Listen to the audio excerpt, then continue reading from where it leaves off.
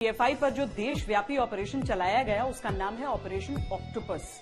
लेकिन ये प्रतिबंध अचानक नहीं लगाया गया, इसकी प्लानिंग लंबे समय से चल रही थी। झारखंड में ये पहले से ही आतंकी संगठनों के साथ संपर्क में होने की वजह से प्रतिबंधित था। 2017 में एनआईए ने गृह मंत्रालय को एक रिपोर्ट सौंपी थी जिसमें इस संगठन पर प्रतिबंध लगाने की बात कही गई थी। जानकारों के अनुसार इस पूरी प्लानिंग की एक एक बारीकी डिटेल अजीत डोवाल ने तैयार की थी।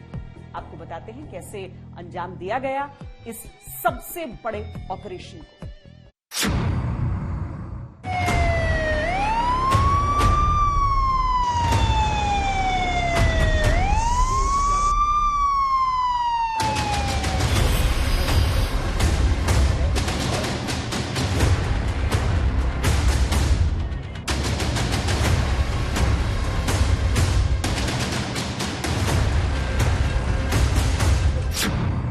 ओवंगल अब्दुल सलाम चेयरमैन गिरफ्तार। EM Abdul Rahman vice chairman गिरफ्तार। पी कोया विचारक गिरफ्तार। ई अबू बकर सदस्य राष्ट्रीय एग्जीक्यूटिव काउंसिल गिरफ्तार। नसरुद्दीन इलामरम राष्ट्रीय महासचिव गिरफ्तार। पहले धरपकड़ के जरिए कमर तोड़ दी गई। शामिल रहते हैं जो संगठन देश के आईन के खिलाफ जाके काम करते हैं, उनके लिए बहुत बड़ा सबक है। वो देखें कि देश की सुरक्षा से बढ़ के कुछ भी नहीं। हम भारत सरकार के इस निर्णय का बहुत बहुत स्वागत करते हैं। मैं देश के युवाओं से, खासतौर से मुसलमानों से अपील करता हूं कि भारत सरकार के इस निर्णय को बहुत पॉजिटिव वे मिले। टॉप पोजीशन वाले लोगों को काबू में किया गया। कोई भी तंजीम हो, कोई भी ऑर्गेनाइजेशन हो और किसी भी ऑर्गेनाइजेशन का वो मेंबर है हो, उसके अगर वो देश के खिलाफ, समाज के खिलाफ, मुल्क के खिलाफ कोई स्ट्रैटेजी कोई बनाता है तो उसके खिलाफ एक्शन होना चाहिए। पहली, दूसरी और तीसरी लेयर के लोग गिरफ्तार किए गए। हम आपको इस पूरे एक्शन को कैसे अंजाम दिया गया ये समझाते हैं। 28 सितंबर को यह ऐलान किया जाता है कि गृह मंत्रालय ने पीएफआई पर बैन लगा दिया है, लेकिन उससे पहले ही गृह मंत्रालय की पूरी टीम पीएफआई पर शिकंजा कस चुकी थी। ये कोई अप्रत्याशित बात नहीं है। जो भी महत्वपूर्ण रेड होती है चरमपंथियों के यहाँ, शातिर अपराधियों के यहाँ, वो इसी तरीके से होती है जब उसको उम्मीद कम से कम हो। और इससे बढ़िया कोई समय हो नहीं सकता है जब व्यक्ति ये उम्मीद ही न करे कि पुलिस का छापा या एनआईए का या ईडी का छापा पड़ सकता है। कामयाबी का कारण ही यही है कि बहुत सुविचारित ये छापे थे। और मैं बधाई देना चाहूंगा एनआईए को, ईडी को और पुलिस फोर्सेस को, जिन्होंने इतना सफल अभियान राष्ट्रव्यापी चलाया, जो न केवल अभूतपूर्व था, अप्रत्याशित भी था और अत्यधिक सफल। पीएफआई जो है वो आईएसआई की प्रॉक्सी बन गई है और अल कायदा की परछाई। और आज की तारीख में जिस तरह से मुल्क में बिखराव, टकराव पैदा करने, उन्माद फैला करने, देश के सौहार्द को तोड़ने के षड्यंत्र और साजिशों में उससे जुड़े हुए लोगों का हाथ दिखाई पड़ रहा है, ना वो मुल्क के हित में है, ना तो मजहब के हित में है और ना मानवता के हित में है। पीएफआई पर ताबड़तोड़ एक्शन करने के पीछे वजह थी कि अगर कोऑर्डिनेटेड एक्शन नहीं हुआ तो पीएफआई और उसके सहयोगी संगठन इनमें से कोई न कोई सिर जरूर उठाएगा। एनआईए का एक मकसद और था कि अगर पीएफआई के आकाओं को दबोच लिया गया तो मिशन कामयाब हो जाएगा।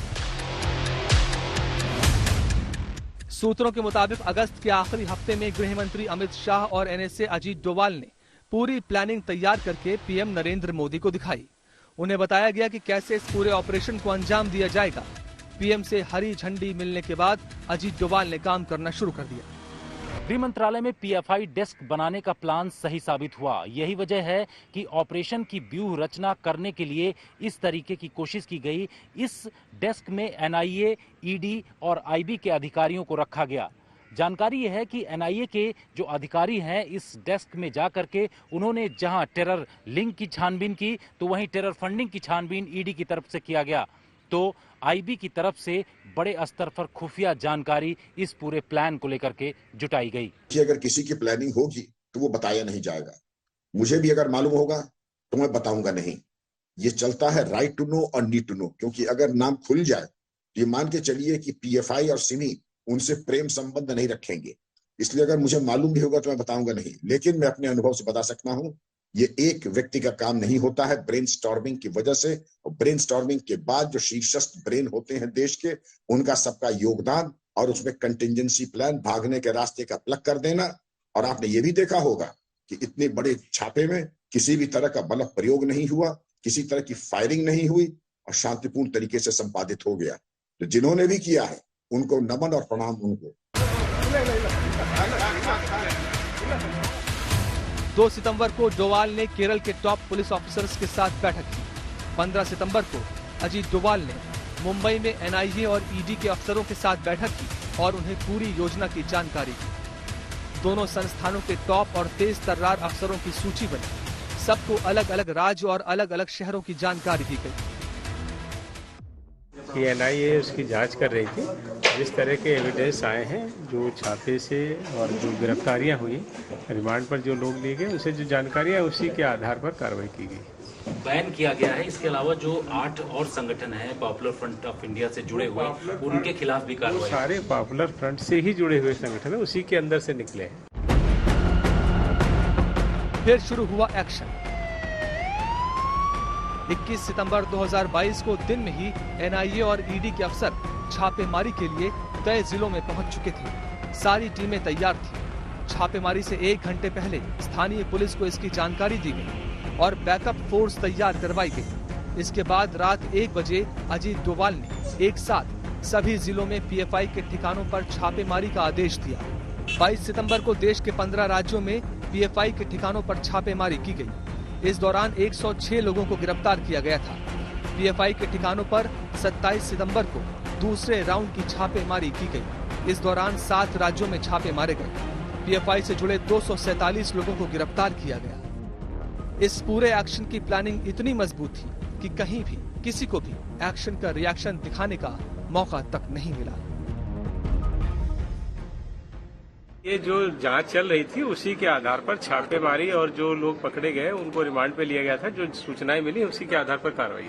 बैन जिस तरह से 5 साल का लगाया गया है, क्या आपको लगता है कि पीएफआई की एक्टिविटीज में अब पूरी तरह से गवर्नमेंट सक्षम है हर तरह का एक्शन लेने के लिए? देखिए, गवर्नमेंट हमेशा से सक्षम है और हर ऐसे संस्थान, ऐसे व्यक्ति जो राष्ट्र विरोधी है उसके विरुद्ध कार्रवाई करने में हमारे प्रधानमंत्री जी, गृह मंत्री जी पूरी तरह से सक्षम।